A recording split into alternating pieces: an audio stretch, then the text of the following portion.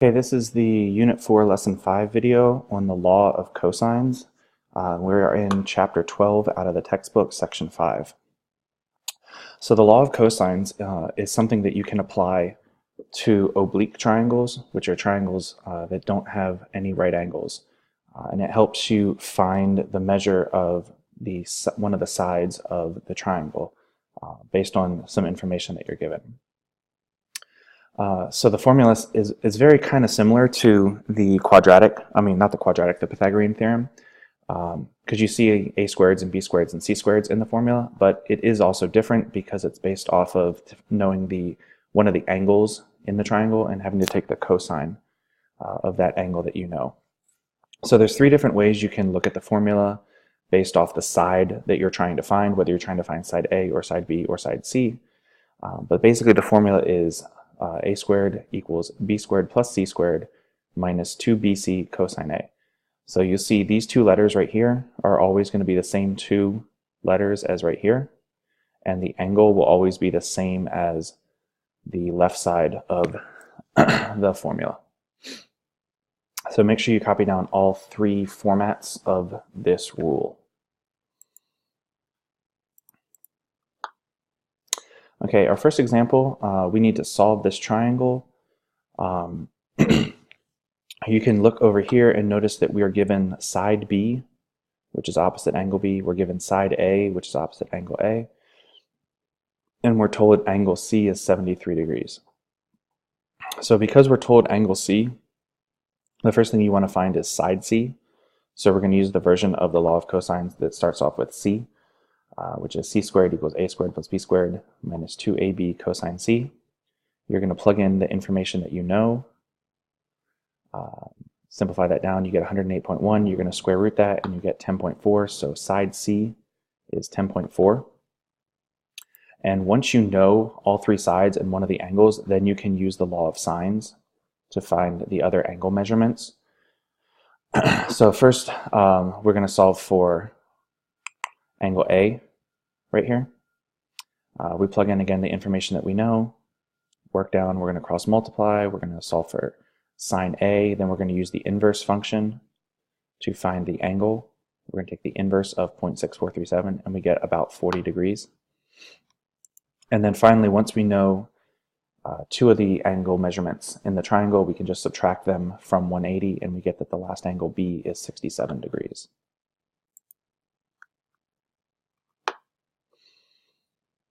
So here's just a summary of the information that was calculated in this example. Here's a problem to check your progress on. Go ahead and pause the video, work through the process similar to how we just did in example 1. When you get your answer, go on and advance to the next screen to see which of these 4 choices is the correct answer. And I'm going to advance now. And for this problem, the answer is choice D. Okay, looking at the next example, example 2. This time we're given the measurements of all 3 sides of the triangle. So when you're given all 3 sides, you're going to use the law of cosines again.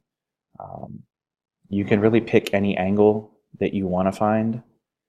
They choose to do angle C first, but you could have picked any angle.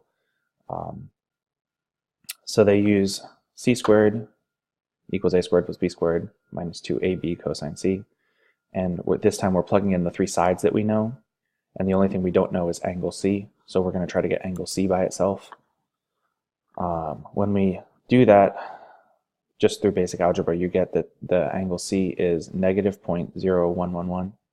So you're going to take the inverse cosine of this number and you get 96 degrees. Once you know one of the angles, you can then go back to law of sines to find the other angle. They chose to find angle B next. So you plug in what you know, you cross multiply, you solve for angle B, again using inverse functions to find angles. On the last step, you get B is 35 degrees, and then we're just going to subtract the 2 that we know, 35 and 96, from 180, and we get that the last angle measurement of angle A is 49 degrees. And here's just a summary of what we found, which was all 3 angles in this example. Here's one to check your progress on. Again, we know all 3 sides. You're going to need to follow the same process as we did in example 2. Go ahead and pause the video, work the problem out, and when you have your answer, go ahead and advance to the next screen. And I'm going to advance now. And this time our answer is choice B.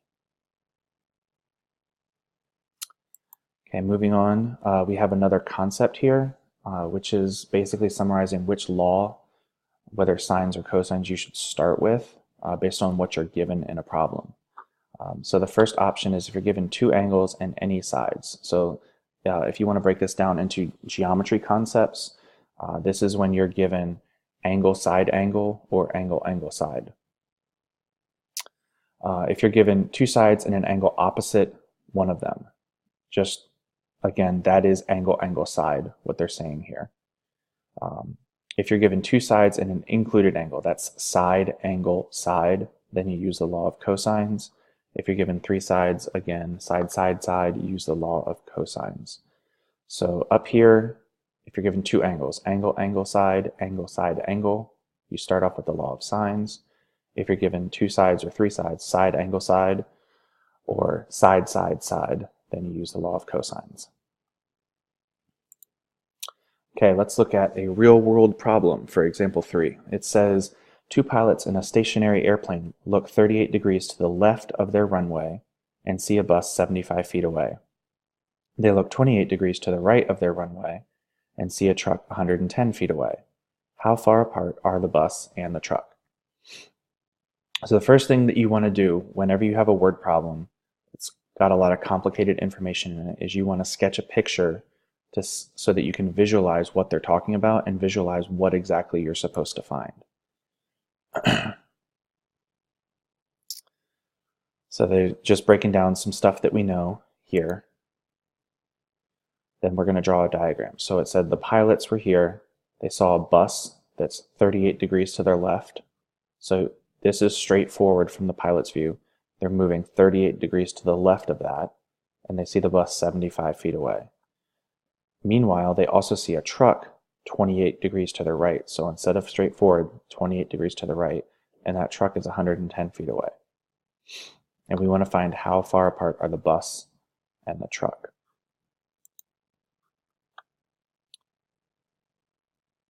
So in the triangle let's go back for a second. Once you make your triangle and you label the information, you should go ahead and call, one of these, define angle A, B, and C, define side A, B, and C. This is the side that we're trying to find, the bus to the truck, and in the next screen, it appears that they've decided that that's going to be side A, which is fine. You could label it however you want. But they use the law of cosines for this because we know side angle side on the triangle. I'm going to go back real quick again. We know this side, 75. We know this angle. You have to add the 2 degrees together, 38 and 28. And then we know this side. We know side angle side. So that's why we use the law of cosines to start off with. And when they solve for side A, we get the value of 105. So that means that the bus and the truck are about 105 feet apart. We're going to look again at, if you want to check your work, you can go ahead and find the other angle measurements and just to see if your triangle, if your solution is reasonable. Here's a problem to check your progress on. Another similar problem. Go ahead, read through the problem, set up a picture, draw the information that you're told, label your triangle for angles A, B, and C and sides A, B, and C. And then go ahead and attack the problem with either the law of sines or the law of cosines based on the information that you're given. Once you have your answer, go on to the next screen. And I'm going to move on now. And this time we get that the tree and the building are about 107 feet apart. And that's the end of Unit 4, Lesson 5. It's a pretty quick lesson, only 3 examples. You can go ahead and start your classwork or your homework now, whichever you need to get to first.